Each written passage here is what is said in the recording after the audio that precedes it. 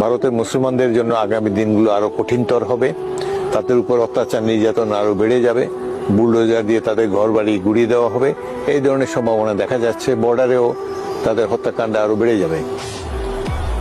সুতরাং এই পরিস্থিতিতে বাংলাদেশে যে ধর্মভিত্তিক রাষ্ট্র যারা, তাদের যদি আরো উত্থান ঘটে তাহলে অবাক হওয়ার কিছু থাকবে না। ওখানে হিন্দুত্ববাদকে মোকাবেলা করার জন্য একটা ইসলামী ফ্লেভার বাংলাদেশের রাজনীতিতে আসবে। দেখুন পশ্চিমবঙ্গের পাগলা শুভেন্দু অধিকারী কি বলে।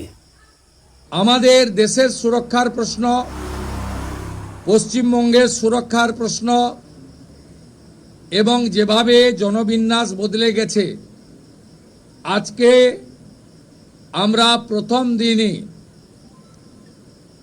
আমরা কেন্দ্রীয় স্বরাষ্ট্র দপ্তর তথা বিএসএফের সীমান্ত সুরক্ষিত করার জন্য হঠাৎ তারা সীমান্তে বেড়া দেওয়ার জন্য তারা এত উপচে পড়ে লেগেছে কেন, তারা এত তাড়াহুড়া করছে কেন?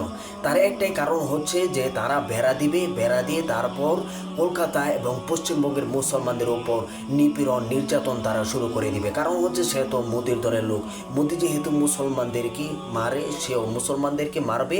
আগে সেফটি হিসাবে তারা বেড়াগুলো দিয়ে নিচ্ছে যাতে করে বাংলাদেশের মুসলমান যেন ভিতরে ঢুকে তাদেরকে ঠেকাইতে না পারে। এই জন্য আগেই সে সেফটি তৈরি করে তারপর সে মুসলমানদের উপর আক্রমণ চালাবে, যেটা আমরা বুঝতে পারছি।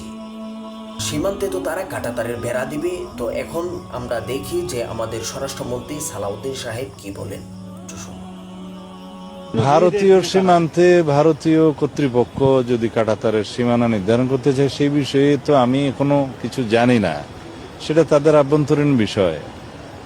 আর আমাদের পক্ষ থেকে সীমান্তে সবসময় বিজিবি সতর্ক অবস্থায় আছে। কিছু করার নাই বললে তো আর হবে না, কারণ যখন ভারতের মুসলমানদের উপর আরও নির্যাতন বেড়ে যাবে, তখন বাংলাদেশের মুসলমানরা তারা বসে থাকবে না, তাদের ইমানি পাওয়ার দিয়ে তাদেরকে রুখে দেওয়ার জন্য তারা চেষ্টা করবে।